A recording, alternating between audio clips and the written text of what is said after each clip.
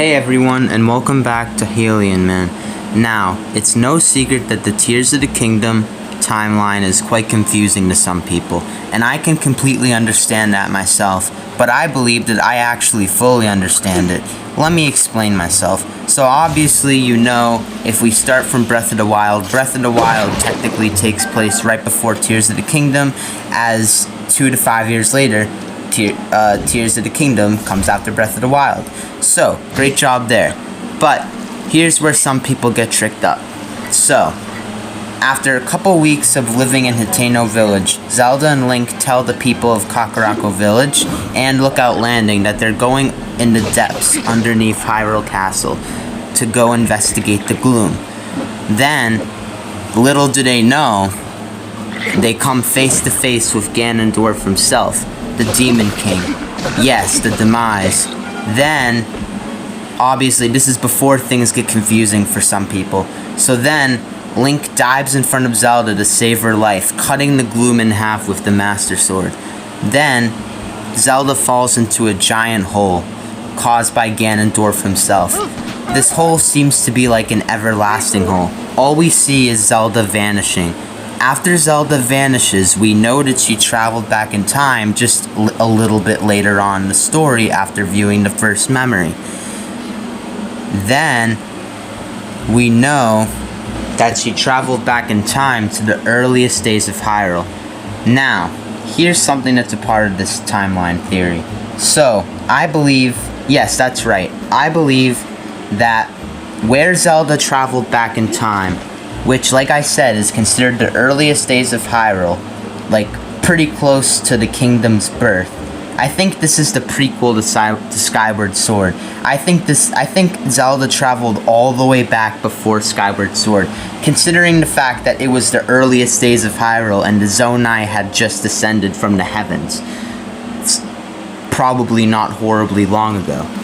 So yeah, definitely before Skyward Sword. But then it changes a little bit. So, in the game, if you pay attention and go through all the geoglyphs one by one, so once again, spoiler warning, if you go through all of the geoglyphs one by one, at one point, we see this weird memory. But this has also been shown in a past Zelda game. We see Ganondorf bowing down to the king, King Rauru. Rauru seems to be upset with him, and Ganondorf seems to be acting remorseful, apologizing for his act when he casted all the Moldugas on him, Queen Sonia, and Zelda herself.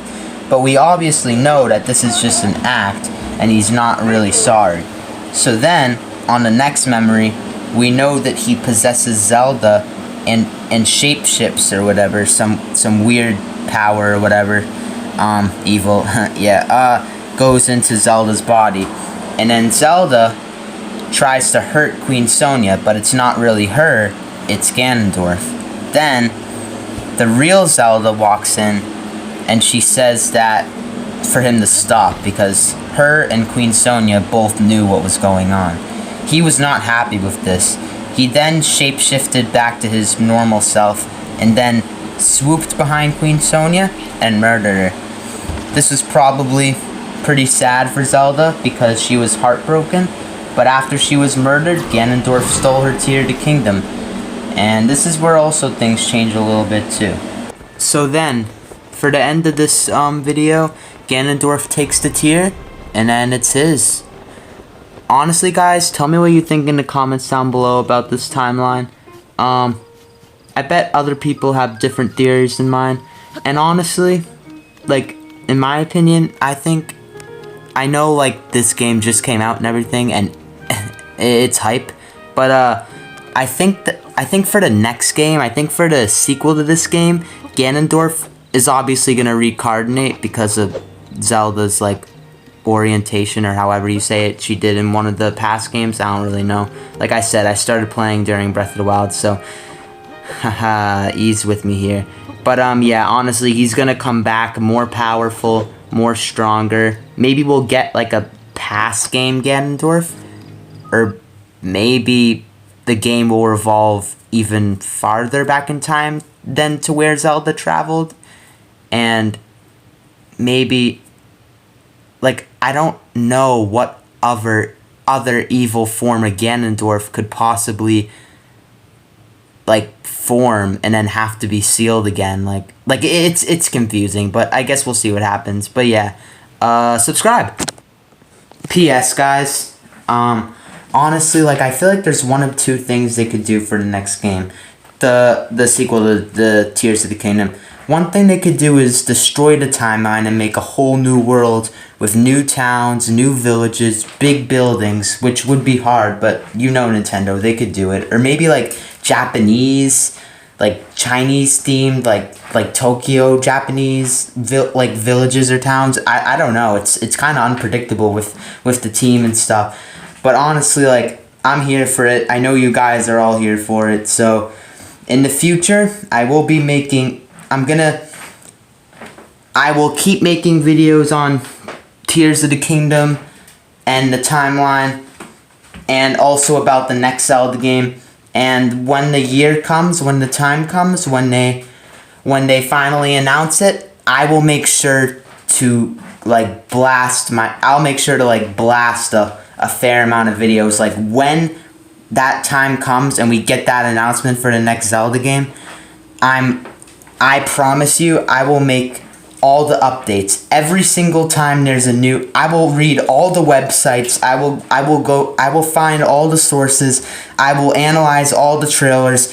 I will make like 30 update videos. Like, I will make update video after update video after update video on the next Zelda game. Like, I will update you guys on all the research I can find.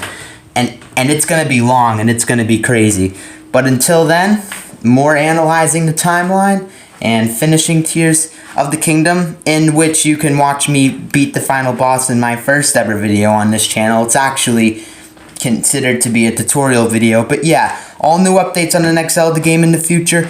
I'm going to continue this series right now, talking about the timeline and making shorts, giving you guys tips and tricks for like mini boss fights,